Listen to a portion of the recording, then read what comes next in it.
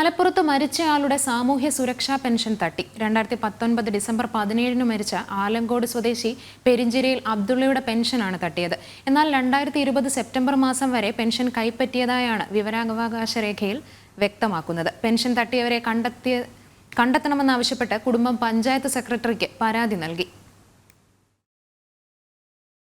2019 December 17 Alankode സ്വദേശി പെരിഞ്ചേരിയിൽ അബ്ദുള്ള മരണപ്പെടുന്നത്.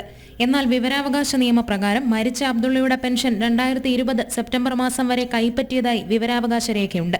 2019 October മുതൽ പെൻഷൻ വീട്ടിൽ ലഭിച്ചിട്ടില്ലെന്ന് മരിച്ച അബ്ദുള്ളയുടെ കുടുംബം പറയുന്നു. 1 വർഷത്തോളം മരണപ്പെട്ട അബ്ദുള്ളയുടെ പെൻഷൻ വാങ്ങിയതാരെന്ന ചോദ്യവും കുടുംബം ഉന്നയിക്കുന്നുണ്ട്. ഇത് ഒറ്റപ്പെട്ട സംഭവമല്ലെന്നും നേരത്തെയും ചങ്ങരംകുളം സർവീസ് സഹകരണ ബാങ്കിൽ പെൻഷനുമായി ബന്ധപ്പെട്ട തട്ടിപ്പ് നടത്തിയിട്ടുണ്ടെന്നും ആരോപണമുണ്ട്. ഇത്തരം സംഭവങ്ങൾ ഉണ്ടാകുമ്പോൾ ഒത്തുതീർപ്പാക്കുന്നത് പതിവാണെന്നും ജില്ലാ പഞ്ചായത്ത് മെമ്പറായ ആരിഫ നാസർ, കരുണാകരൻ തുടങ്ങിയവർ പറയുന്നു. അതേസമയം പെൻഷൻ തട്ടിയവരെ കണ്ടെത്തണമെന്ന് ആവശ്യപ്പെട്ട് അബ്ദുള്ളയുടെ കുടുംബം പഞ്ചായത്ത് സെക്രട്ടറിക്ക് പരാതി നൽകി. ഉടൻ നടപടി ഉണ്ടാകുമെന്നാണ് പ്രതീക്ഷയെന്നും കുടുംബം പറയുന്നു. ജനം, മലപ്പുറം.